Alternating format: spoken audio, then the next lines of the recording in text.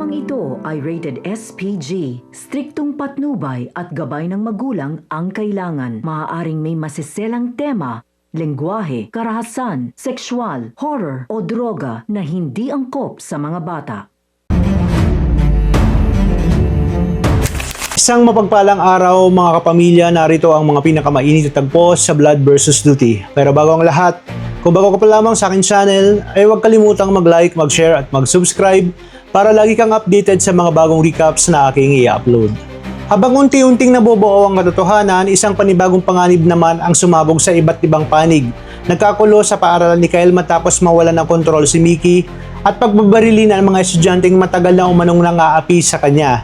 Dahil dito agad na rumisponde si Director Azuelo upang iligtas ang kanyang anak habang unti-unting lumalala ang hostage situation sa loob ng eskwelahan.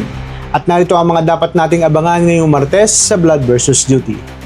Matapos ang sunod-sunod na banta sa kanilang isla, nagpasa na si Jalil na ihanda ang kanyang mga kababayan sa anumang maaaring mangyari. Turuan niya ang kanyang mga kasamahang Muslim kung paano humawak ng armas at kung paano gamitin sakaling muling umatake ang kanilang mga kaaway. Ayaw na niyang maulit ang trahedyang minsang sumira sa kanilang komunidad.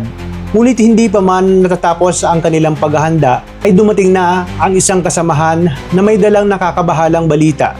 May mga armadong kalalakihan na papalapit sa kanilang lugar. Agad niyang inutusan ang lahat na pumesto at magtago habang inaalala ang bawat itinuro niya sa kanila. Maya-maya lamang ay haharapin na nila ang grupong ipinadala ni Felix Domingo upang kunin ang mga armas sa isla.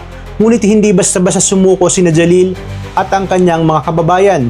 Isang matinding bakbakan ang inasahang sasabog at ikakagulat ni Felix kung bakit tila isa-isang nabibigo ang kanyang mga tauhan sa kanilang misyon.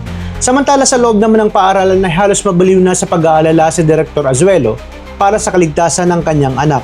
Pilit siyang pinapakalma ni Marcos at pinaalalahan ng wala siyang maitutulong kung padalos-dalos siyang papasok sa loob ng mapanganib na lugar. Ngunit sa gitna ng kaguluhan, isang kabayanihan ang gagawin ni Kyle. Habang sinusubukan niyang makatakas, nakita niya ang isa pang estudyante na nakatutok ang baril sa isang kapwa mag-aaral. Sa halip na tumakas para iligtas ang kanyang sarili, pinili niyang sumugod at pigilan ang posibleng pagpatay. Nag-agawan sila ng armas hanggang sa isang biglang putok. Nayanig ang lahat sa kanilang mga narinig. Napahinto si Azuelo sa kanyang kinatatayuan habang bumabalot ang matinding kaba sa buong paaralan. Ngunit sino ang tinamaan? Si Kyle nga ba na nagpakabayani para iligtas ang iba o ang mismong armado na kanyang pinigilan?